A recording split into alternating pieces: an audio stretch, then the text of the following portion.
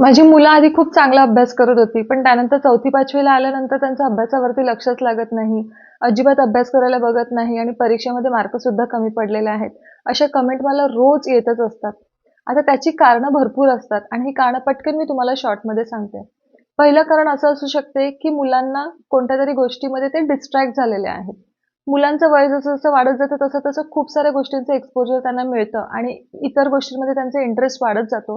त्यामुळे अभ्यास कुठेतरी थोडासा मागे पडतो. दुसरं एक महत्त्वाचं कारण म्हणजे कधी-कधी मुलांमध्ये एक ओव्हर कॉन्फिडन्स सुद्धा येतो. मुलांना असं वाटते, की आपण फर्स्ट स्टँडर्डपासून टॉप करत आलेलो आहोत म्हणजे आपण नेहमीच करत राहणार.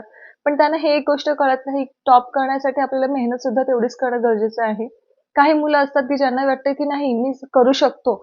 अभ्यास जरी नाही केला तरी पण मी पास होऊ शकतो. पण तसं प्रत्येक वेळेस ते होत नाही.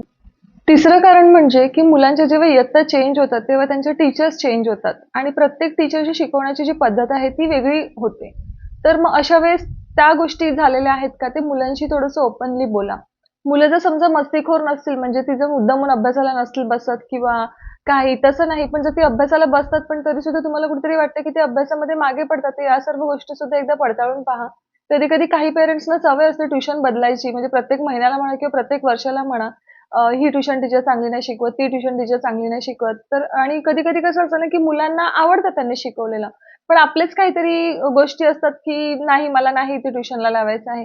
तर त्या सर्व गोष्टी एकदा तुम्ही विचारून पहा. शेवटची आणि खूप महत्त्वाची गोष्ट म्हणजे, की मुलांना अभ्यास हे ओझं वाटायला लागलेलं आहे का?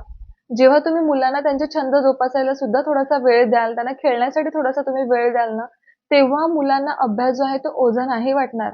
मुलं लहान असताना ना, तुम्ही तुमच्या माराला म्हणा किंवा तुमच्या ओरडण्याला घाबरून ते अभ्यास करतील. पण जसजशी मुलं मोठी होत जातात, आता जसं की आपण जेव्हा होतो त्यावेळेस आपल्याला 8वी, 9वी, 10वी हे आपले एज होतं ज्यावेळेस आपण थोडंसं तरी म्हणजे ओपन अप होऊन बोलू शकत होतो. मी असं नाही सांगत की खूपच जास्त आपण आई-वडिलांच्या विरोधात जायचे, पण आपण थोडंसं बोलू शकत होतो. पण आताचं जे वय आहे ते कमी झालेलं आहे. म्हणजे मुलं अगदी 4थी-5वी असतानाच त्यांचे जे ओपिनियन आहेत ते मांडायला लागलेले आहेत. त्यांना काय वाटते ते पेरेंट्सना सांगतात आणि आजकालचे पेरेंट्स जे आहेत ते इतके पण मुलांना धाकत नाही ठेवत, की त्यांच्या मनातल्या ज्या गोष्टी आहेत ते बोलू नाही शकत.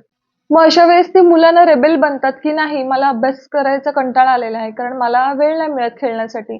तर मुलांचं शेड्यूल असं बनवा ना, की मी मागच्या शॉर्टमध्ये सुद्धा तुम्हाला सांगितलं होतं, की खूप सारे करिक्युलर ॲक्टिव्हिटीजमध्ये, को-करिक्युलर ॲक्टिव्हिटीजमध्ये त्यांना बिझी ठेवू नका जर त्यांना इंटरेस्ट नसेल तर. इतका जास्तीत जास्त वेळ शक्य आहे ना, तितका त्यांना त्यांचा छंद जोपासण्यासाठी किंवा खेळण्यासाठी तुम्ही द्या.